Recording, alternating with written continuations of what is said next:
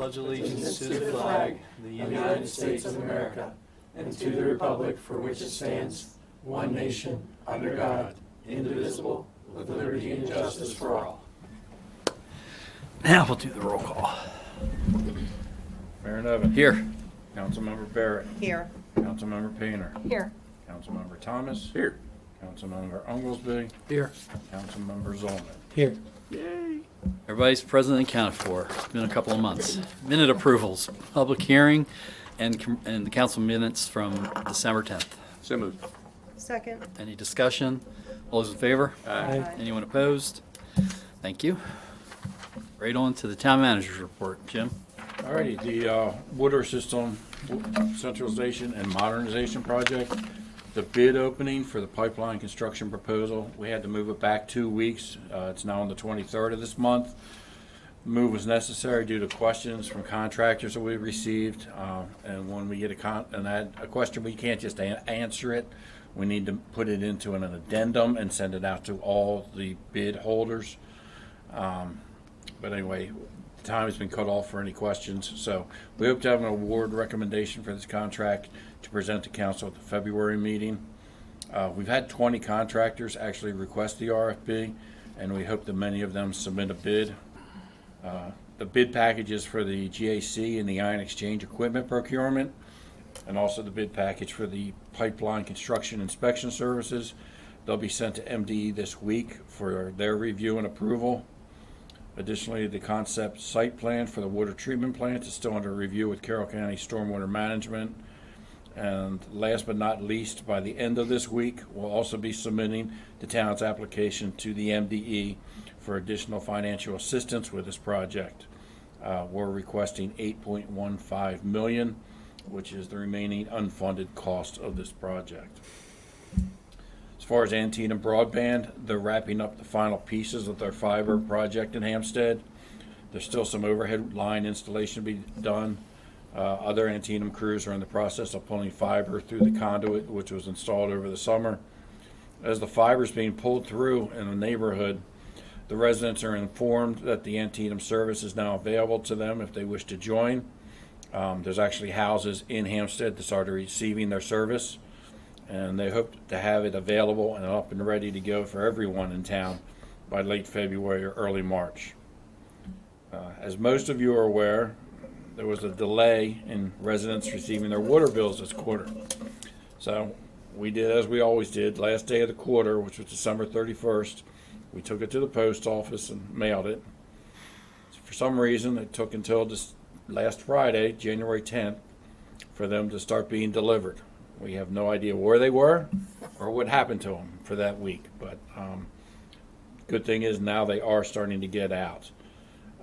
Because of the delay in delivery, the town's pushed the due date back 1 week. So instead of the water bills being due on January 31st, they're now due on February 7th. Additionally, we've been thinking about this for a while, and just the fact that the bills didn't go out as they should.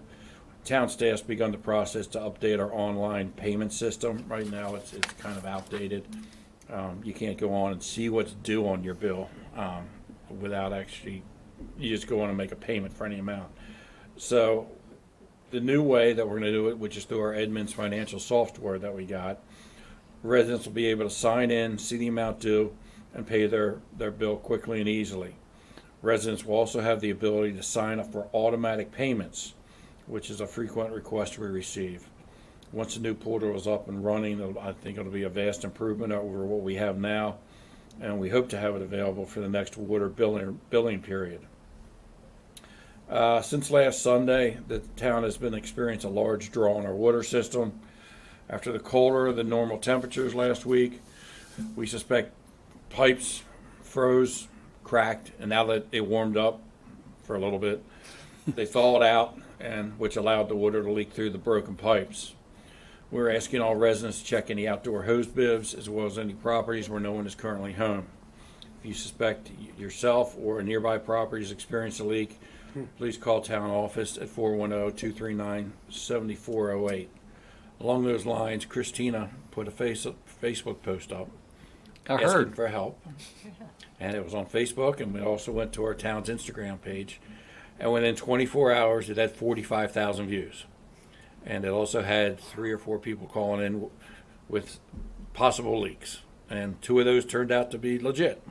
And so it's, Good. once again, the power of social media doing good things. As far as the finance department, Cheryl's continuing with the closing of the 2024 calendar year. All 1095s and 1099s must be distributed to employees and vendors by January 31st. Paylocity, our payroll company, they prepare the W-2s and we'll distribute them as soon as we have them. Additionally, we've been informed that it is no longer necessary to distribute Form 1095B to all employees. 1095B is the form that you get every year verifying that you had health care coverage. Since Cheryl has already begun the process, when we were notified of the change, we'll be distributing the forms this year, but afterwards they'll only be available by request. Once again this year, the town of Hampstead is pleased to offer 4 $1,000 scholarships to high school students who reside within the town limits, and they've also been accepted into a college or university. The application is available for download at the town of Hampstead website, hampsteadmd.gov, under the news and announcements section. Applications will be accepted through Friday, April 25th. They can be mailed, they can be dropped off at Town Hall, or they can actually be emailed to Judy directly at jrang@hampsteadmd.gov. We want to thank everybody who participated in this year's Candy Cane Lane on Main decorating contest. Congratulations to the winners. Hampstead Always Auto Parts, they're always in the winning. Hampstead Barbershop, first time that she got involved, and she did a great job. And then on the residential side, the Campbells and the Quintana families. And I just thank everyone for doing it, and all the properties look great. And lastly, just a reminder, town offices will be closed next Monday, January 20th for Martin Luther King Day, but trash pickup next week will occur as scheduled. The landfill's open on Monday, and that's what they go by. So trash pickup, normal, will be closed on Monday. But this week, Oh, yeah, this week. Yeah, this week, everything's running a day behind. So if you had a Tuesday pickup and it didn't show up, leave it out. They'll come and get it tomorrow. If you have a Wednesday pickup, they're not gonna get it tomorrow, they're gonna pick it up Thursday. So hopefully no more snow and they get back to normal next week. except there is snow. Possibly snow coming. Wayne, Tina Broadband. Did they lay the fiber into the condos like They have not. Hampstead Valley and? They have not done any condo associations. They're basically waiting till they get most of the single-family residences and the townhomes up, and then they're going to reach out to the property management and the HOAs to figure out the best way to address that. Okay, thank you. I appreciate that. any other questions for Jim? Is the pipeline construction proposals, are those like a public opening? Or is that just, It's a public what opening. time is it at? It's at 2 p.m.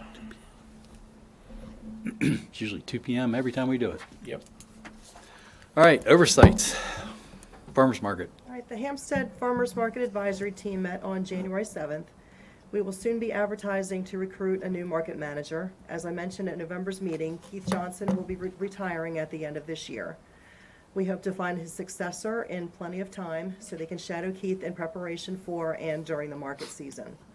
If you're interested in learning more about this position, please send an email to hampsteadfarmersmarket@gmail.com or use the contact us link on the website, hampsteadfarmersmarket.com.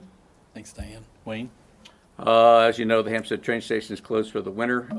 We're working on our bands for Music in the Park for this year.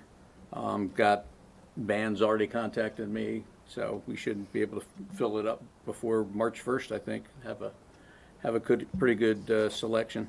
The Tree Commission, we're still working on plans for our spring planting, and we're looking for a spot where we can apply for a grant with Chesapeake Bay Trust to plant some more trees for next year. So if you know anybody has land they'd like to plant some trees on, let me know. That's it for me. Deb? The Planning and Zoning Commission did not meet last month. There was nothing on the agenda. All right, that's the first. Okay, so Panther Park, the inclusive park expansion at Panther Park has been completed, and we're very excited to announce that the new park area is open and ready to be used at this time. We hope that you will be able to enjoy the new play areas once the snow melts, of course, and weather permitting. Additional upgrades to the new playground area will also take place in the spring of 2025, and they'll have more details to come. As well as another scholarship opportunity will be the MML scholarship that we do. Again, you have to live in one of the municipalities here in Carroll County, and we will be giving out 3 $1,000 scholarships each, and they would be due here by the same date, April 25th, I think it was? Yes, 2025. Thank you. Thanks, Dave. Ben? 20K. December's water usage was 347,000 gallons per day. Total for the year of 2024 of water that was pumped was 129,147,000 gallons for an average of 353,000 per day. Compared to 2023 was 126 million 1,000 gallons, so 345,000 gallons per day. So it was up about 8,000 gallons per day. So far for January, our water usage is 361,000 gallons per day, with a rainfall in December of 2024 of 2.9 inches, and January so far is 0.36 inches. Okay. Chief?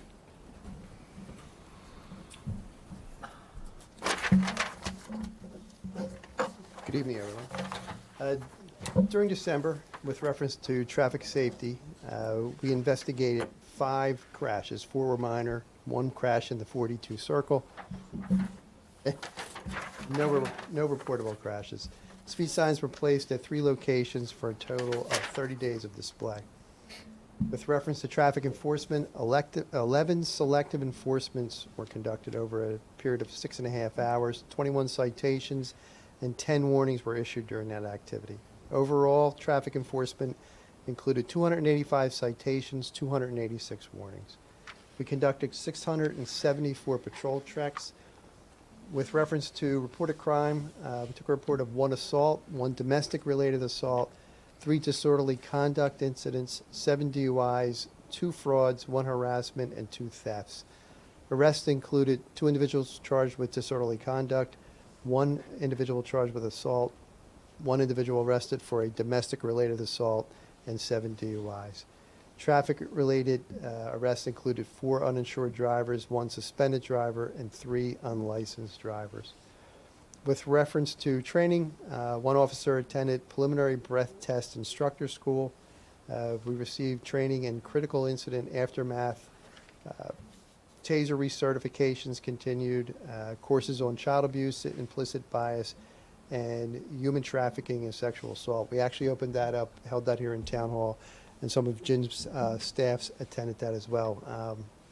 Human trafficking is a complex topic, and there are a lot of ways that local government, just not the police department, can see things that should be brought to people's attention. So we included those folks in the training. With reference to community events, we had the Shop with a Cop. I think I mentioned that, talked about that last meeting. And again, everybody that participated in that, you know, I could spend the rest of the evening saying thank you to everybody. But I think the big thing with that this year is just it's notable the amount of goodwill donations just from the folks in Hampstead that come out and support that. So, you know, we appreciate that every year. We also participated in the Wreaths Across America event over at the cemetery, as well as the Hampstead Merchants Association monthly meeting. And that would be our report. Any other questions for Chief? Not as many people driving in December. I know, but that's great. I mean, seriously, that is great to hear with just one. Was it the sign one or something? Somebody went into a sign. Yeah, they took out the sign there. Yeah. Big time. That was It's going to be expensive. previously, though. All right, good, thanks. Mayor's report. So the legislative session started last Wednesday, and I'm on the legislative committee and chairing that committee this year for Maryland Municipal League. We have our second meeting tomorrow, so I'll be in Annapolis, and I think there's 11 pages of bills to review. that would have a municipal or potential municipal impact that we take a look at. The big news tomorrow will be the governor's budget. It's already starting to leak out, I think.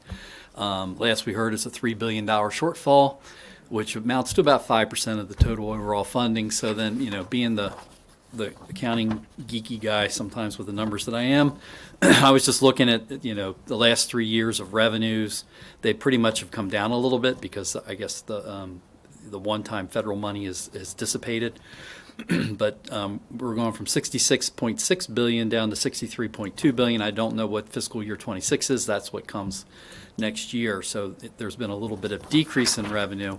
And it's interesting that income tax accounts for 23% of that, but the biggest piece of the revenue pie is from federal funds. So, and I don't think that's going up, given what they're talking about doing down there. Expenditures, just was looking at it. Health represents 32% of the budget expenditure-wise. Elementary and secondary education is 18%, so that's 50%, just those two categories. Then higher education is 14% and transportation is 10%, so that's another 24%. So that's 3/4 of the budget right there, just in four categories. So if you're going to cut, that's where the cuts come from. So we'll see what the governor has in store starting tomorrow with the budget. We'll keep going through the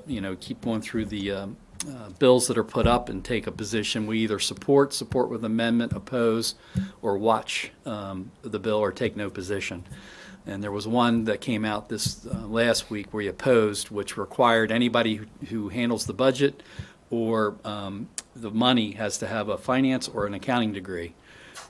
So yeah, that doesn't necessarily work for governments, and so that is one that the MML will be opposing. We'll see why the impetus for that bill lasts. We'll figure that out. Staff will figure that out. But that's what's going on every Wednesday from now until the end of session. The legislative committee will be meeting. So that's it for my report. I don't think we have any unfinished business. The one piece of new business we have is the reappointment of Sharon Callahan to the Planning and Zoning Commission for a term of 5 years. Fourth term? Yeah. So, yeah, and Sharon's done a great job for us, and I really appreciate her service to the town. So with her background in residential real estate, she definitely is a wealth of knowledge sitting right here in this chair when Planning and Zoning meets. So is there a motion? Make a motion to reappoint Sharon Callahan to Planning and Zoning. Second. Any discussion? All those in favor? Aye. Anyone opposed? Great. Come on, Sharon. You're familiar with this. Done it a few times. You should have it memorized then. Let's I see. should, See yes. how it goes. I know the scale of getting I read these things and I don't even have it memorized. Thank you, thank you. Oh, I have to raise my hand. Sure. Make it official. I, Sharon Callahan, I, Sharon Callahan, do swear or affirm that I will support the Constitution of the United States, do swear or affirm that I will support the Constitution of the United States, and that I will be faithful and bear true allegiance to the state of Maryland, that I would be faithful and bear true allegiance to the state of Maryland, the town of Hampstead, the town of Hampstead, and support the Constitution and and laws support the Constitution and laws thereof, that I will, to the best of my skill and judgment, that I will, to the best of my skill and judgment, diligently and faithfully, diligently and faithfully, without partiality or prejudice, without partiality or prejudice, execute the office as a member of the Hampstead Planning and Zoning Commission, execute the office as a member of the Hampstead Planning and Zoning Commission, according to the Constitution and laws of this state. according to the Constitution and the laws of the state. Congratulations. Thank you very much. Duly reappointed. Once again. So let's, One more take a time. picture. Oh, okay. Let Jim do that. There we go. Got it. Thank you. Then you Thank gotta you. sign this. Oh, okay. You got two, sign it 2 times. Okay. You got Judy's Yep. blue pen. Thank you, thank you.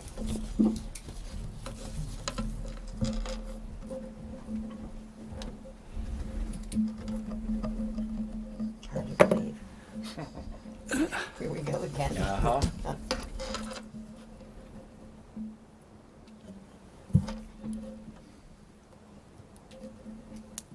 There you go. Perfect. This one's yours. Thank you very much. Right, thank Thank you. you. Thanks, Sharon. Honor to serve again. Thank you. Appreciate it. Thank you. All right. Tough night. That's it. Public comments. There's 4 of you here who might have a comment. Nothing. Just checking it out. We're tired of sitting at home. Okay. Adjournment. Make a motion to adjourn. Second. All those in favor? Aye. Anyone opposed? Thanks. We'll see you in February. there's a baby being born. Oh, So the that's fun. duplex